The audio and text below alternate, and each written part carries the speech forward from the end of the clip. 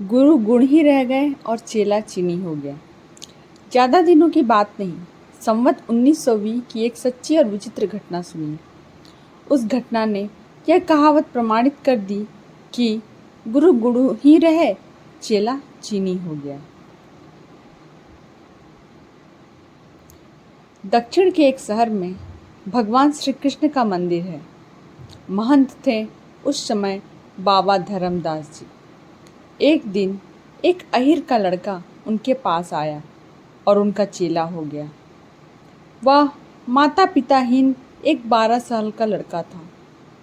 वह अपने गांव में अपने काका के पास रहता था, मगर उस कौवे काका ने ऐसी कैं लगाई कि लड़के को भागना पड़ा। लेकिन यदि काका की कैं ना होती तो ना तो वो वहाँ से भागता और ना विशाखापट्टनम के मंदिर का महंत ही बन सकता। शहर के समस्त रईस, समस्त अहलकार और समस्त भक्त नर नारी उस मंदिर में आया करते थे और मूर्ति के साथ ही महंत को भी प्रणाम करते थे। इसीलिए यह सिद्धांत माना है कि मालिक की अकृपा में भी कृपा छुपी रहती है, रोज के भीतर भी ओस रहता है। अस्तु उस लड़के को नाम मिला गरीबदास। गरीबदास को दिन भर मंदिर की 5 गायवन में चरानी पड़ती थी। दोपहर और शाम को बनी बनाई रोटी खाई और पढ़कर सो रहे। यही गरीबदास की दिनचर्या थी। लिखना पढ़ना कुछ नहीं, पूजा बंदगी कुछ नहीं, दूध पीना और गाय चराना। एक दिन आई एकादशी। महंत जी ने गरीबदास से कहा, आज दोपहर को यहाँ मत आना, मेरा व्रत है, इसलिए भोजन शाम को बनेगा। तुम आधा सेर आटा और 20 आलू लिए जाओ। दोपहरी को स्नान करना और वन की कंडी बीन कर आग सुलगाना। पानी से उस जगह को पवित्र कर देना, समझे? गरीब, जी हाँ। धर्म, अपने अंगोछे पर आटा गूंथना। मैं तुमको एक लौकी का कमंडल दूंगा, उससे पानी का काम करना, समझे? गरीब, समझे। धर्मदास, आध आध पाव के 4 टिक्कर, फिर आलू भुनना। आज नमक नहीं खाना चाहिए, इसलिए नमक नहीं दूंगा, समझे? गरीबदास, समझे। तो अपने आलू भी अपने पास रखिए, समझे? बाबा धर्मदास का तकिया कलाम था, समझे? चेला गरीबदास भी वही तकिया कलाम स्वीकार कर इस हरकत पर बाबा जी नाराज नहीं हुए, किंतु प्रमुदित हुए कि चेला ने एक बात तो सीखी। धर्मदास, पागल है क्या? नमकहीन आलू और भी अच्छे लगते हैं, सौंधापन मिलता है, समझे? गरीबदास, समझे। धर्मदास, जब भोजन बन जाए तब अपने गले का हीरा उतारना, समझे? गरीबदास, समझे। हीरा कैसा, समझे? धर्मदास, जिस दिन तुझे चेला किया था उस दिन तेरे गले में एक सालिग्राम की मूर्ति ताबीज बनाकर बांध दी थी, उसी को हीरा कहते हैं। और वह ताबीज है कहाँ? तेरा गला तो सुना है, समझे? गरीबदास, समझे। उतार कर फेंक दिया, समझे? धर्मदास, बड़ा गधा है, कहाँ फेंक दिया, समझे? गरीब, छप्पर में खुरस दिया है, समझे? धर्मदास, पूरा उल्लू मालूम पड़ता है, समझे? अबे उसे फेंक क्यों दिया, समझे? गरीबदास, गले में पत्थर बांधने से क्या फ़ायदा, समझे? सोते समय कभी कभी वह गले के नीचे आ जाता था तो मालूम पड़ता कि जान गई, समझे? मैं उसे नहीं पहनूंगा, समझे? धर्मदास, अरे राम राम, चेला है कि चैला, समझे? ले आओ उसे मेरे पास, समझे? गरीबदास घबरा गया, कहीं वृद्ध साधु से उस नाहक पत्थर के लिए पीटने ना लगे। यह सोचकर वह चटपट ताबीज खोज लाया और गुरु जी को दे दिया। धर्मदास, देखो बच्चा, तुम अभी नादान हो, समझे? इस कपड़े के भीतर सालिग्राम जी की मूर्ति है, समझे? मूर्ति के भीतर गोपाल जी रहते हैं, समझे?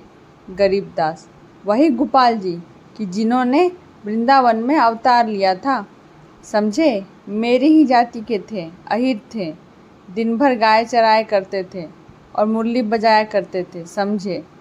धर्म, हाँ हाँ वही, समझे।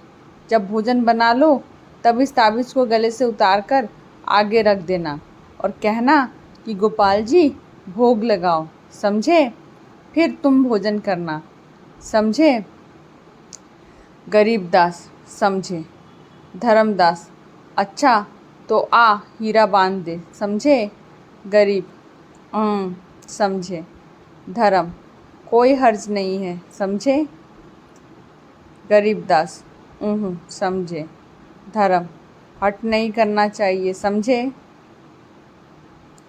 गरीबदास, गले में नहीं बांधूंगा। सोते समय कभी गोपाल जी ने मेरा गला टीप दिया तो? चोर आदमी को दूर ही रखना चाहिए, समझे? मेरी कमर में बांध दीजिए, समझे? धर्मदास, खुश, कमर में नहीं, आ बाजू में बांध दे, समझे? हाथ जोड़कर आंखें बंद करके भोग लगाना, समझे? गरीबदास ने अपना दाहिना हाथ आगे बढ़ा दिया। बाबा जी ने वह ताबीज बाजूबंद की तरह बांध दिया। इसके बाद आधा सेर आटा और 20 आलू दिए। आधा पाव गुड़ इसलिए दिया कि बाबा जी उसकी बातों पर खुश हो गए थे। इसके अलावा उसने उनको तकिया कलाम कंठ कर लिया था। फिर एक तंबा देकर कहा, बच्चा, हर एक एकादशी को ऐसा ही करना पड़ेगा, समझे? गाय लेकर गरीबदास ने जब दोपहरी हुई तब गुरुजी के बताए विधान के अनुसार गरीबदास ने 4 टिक्कर बनाए। आलू भूनकर भुर्ता बनाया और चारों पर थोड़ा थोड़ा रख दिया। ढाक के पत्तों से एक पत्तल भी बना ली थी, उसी पर चारों टिक्कर रख दिए और मूर्ति भी रख दी। इसके बाद उसने अपने दोनों हाथ जोड़े और आंखें बंद की। फिर कहा, गोपाल जी भोग लगाओ। आंखें खोलकर गरीबदास ने देखा कि चारों रोटियां ज्यों की त्यों रखी हैं, एक भी कम नहीं हुई, यानी गोपाल जी ने भोग नहीं लगाया। वह सोच रहा था कि कम से कम एक रोटी तो गोपाल जी खा ही लेंगे। उसने फिर नेत्र बंद किए, फिर वही प्रार्थना की, मगर टिक्करों में कमी ना हुई। गरीबदास ने प्रतिज्ञा की कि जब तक गोपाल जी भोग ना लगाएंगे तब तक वह भोजन ना करेगा। गुरुजी की आज्ञा भी ऐसी थी। ऐसा मुमकिन नहीं कि भोग लग जाए और भोजन में कोई कमी ना आए। दोपहर के 11 बजे से गरीबदास की यह हरकत शाम के 4 बजे तक जारी रही। गोपाल जी ने देखा कि गरीबदास वज्र मूर्ख है। गोपाल जी प्रकट हो गए। वे या तो वज्र पंडित के सामने प्रकट होते हैं या वज्र मूर्ख के। बीच वाले यूं ही मुंह उठाए बैठे रहते हैं। अब की बार गरीबदास ने जो नेत्र खोले तो देखता क्या है कि एक 12 साल का लड़का बैठा हुआ एक टिक्कर खा रहा है। गरीबदास, गोपाल जी तुम बड़े सुघर हो, जी चाहता है कि चिपट के रह जाऊं, मगर हो कठोर भी बहुत, समझे? मार डाला मुझे भूख से, तब प्रकट हुए, समझे? पहले ही बुलावे में आ जाते तो क्या जात घट जाती, समझे? मुस्कुराकर गोपाल जी ने कहा, अब पहले ही बुलावे में आ जाया करूँगा। चटपट एक टिक्कर ख़त्म करके गोपाल जी खड़े हो गए और बोले, तुम भूखे तो नहीं रह जाओगे? गरीबदास, नहीं, एक टिक्कर ज़्यादा था, समझे? गोपाल जी, लेकिन अब की बार मेरे साथ राधा जी भी आएंगी, तुम्हारे लिए 2 ही टिक्कर, समझे? गोपाल जी अंतर्ध्यान हो गए। गरीबदास ने भोजन किया और अपना काम करने लगा। उसकी खुराक आज शेर की थी। आज वह कुछ भूखा रहा था। फिर एकादशी आई। बाबा जी ने आटा दिया। तब गरीबदास ने कहा, पहली एकादशी में अकेले ठाकुर जी आए थे, अब की बार ठाकुरानी भी साथ आएंगी।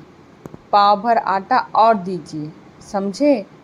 बाबा जी ने सोचा कि भूखा रह गया होगा, इसलिए बकवास कर रहा है। बेपरवाही के साथ 3 पाव आटा तौल कर दे दिया। आलू भी तौल कर दे दिए। बाबा जी ने उसकी बात समझी नहीं, सुनी नहीं। सुनी तो दिल लगी मानी। दोपहर को फिर वही लीला हुई। 6 टिक्कर थे। सब पर नमकहीन आलू का भुर्ता रखा था। ज्यों ही ठाकुर जी को बुलाया गया, त्यों ही ठाकुरानी सहित आप आ गए। 2 टिक्कर भोग में ही चले गए। गोपाल जी, भूखे तो नहीं रहोगे? गरीबदास, उस दिन तो 3 ही टिक्कर बचे थे और आज 4 बचे हैं। भूखा नहीं रहूँगा, समझे। परंतु अब की एकादशी में सेर भर आटा लाना, नहीं तो भूखे रह जाओगे, समझे। गोपाल जी चले गए। गरीबदास भोजन करने लगा। उसने गोपाल जी की बात नहीं याद रखी, क्योंकि वह इस बात को समझ नहीं सका था। दिल की समझी थी। फिर एकादशी आई। गरीबदास ने 3 पाव आटा लिया था, इसलिए 6 टिक्कर बने थे। भोग लगाया गया। ठाकुर जी और ठाकुरानी जी के साथ 2 मूर्तियाँ और भी पधारी।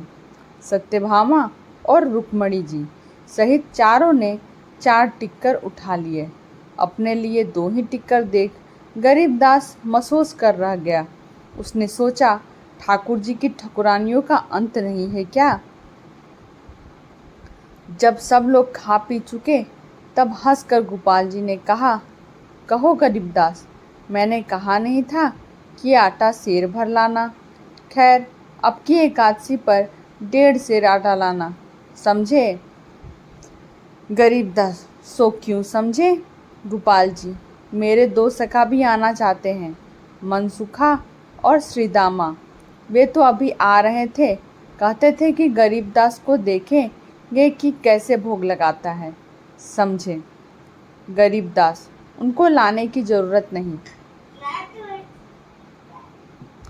मैं ठाकुर जी को भोग लगाता हूँ, या ठाकुर जी के खानदान भर को, समझे।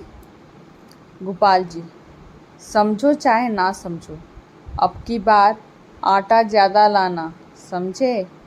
इस लीला द्वारा भगवान महंत धर्मदास की आँख खोलना चाहते थे। इस मर्म को गरीबदास कैसे समझ सकता था।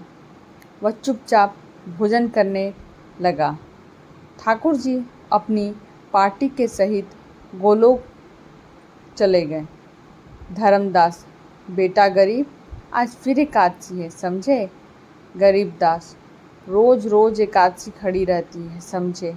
धर्मदास, तुम्हें क्या तकलीफ होती है, समझे।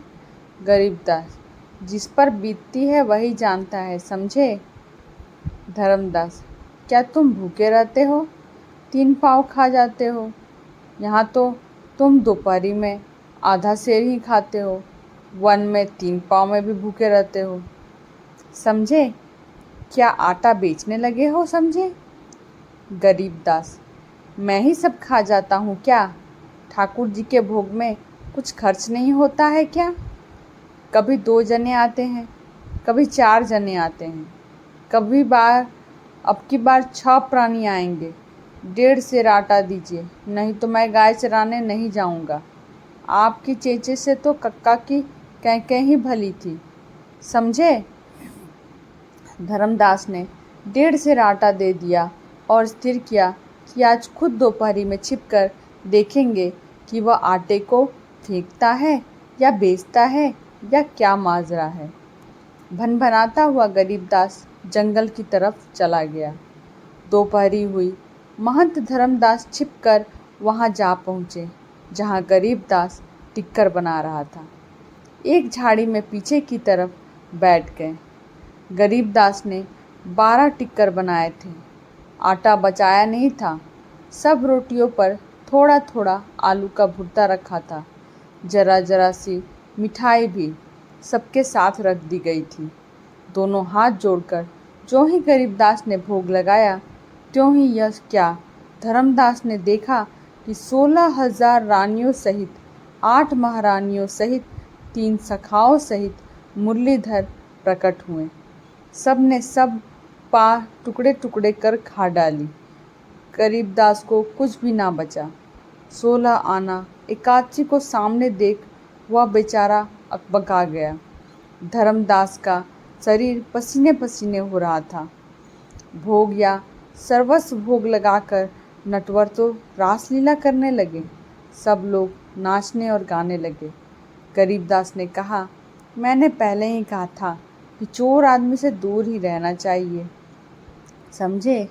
थोड़ी देर बाद वह प्रस्थान गायब हो गया। कहीं कुछ नहीं। मन मारे बैठे हुए गरीबदास के पैर पकड़कर धर्मदास रोने लगे।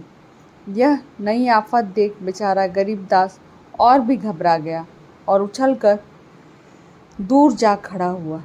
धर्मदास, धन्य हो महाराज, जो तुमको साक्षात दर्शन होते रहे और साक्षात भोग लगता रहा।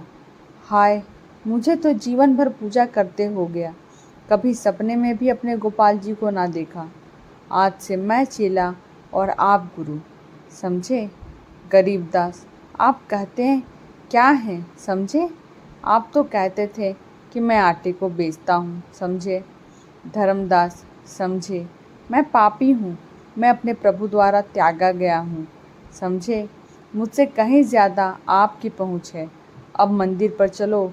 आज से आप महंत हुए और कल से मैं गाय चराया करूँगा।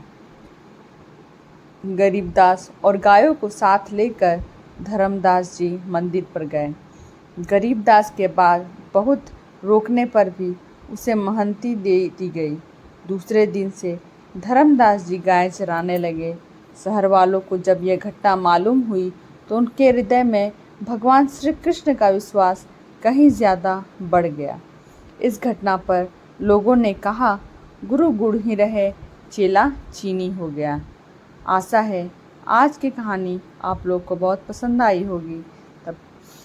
तब मेरे चैनल को लाइक करें, शेयर करें और सब्सक्राइब करें। और हाँ, बेल आइकन को प्रेस करना ना भूलें ताकि मेरी आने वाली सभी वीडियोस की नोटिफिकेशन सबसे पहले आपको प्राप्त हो।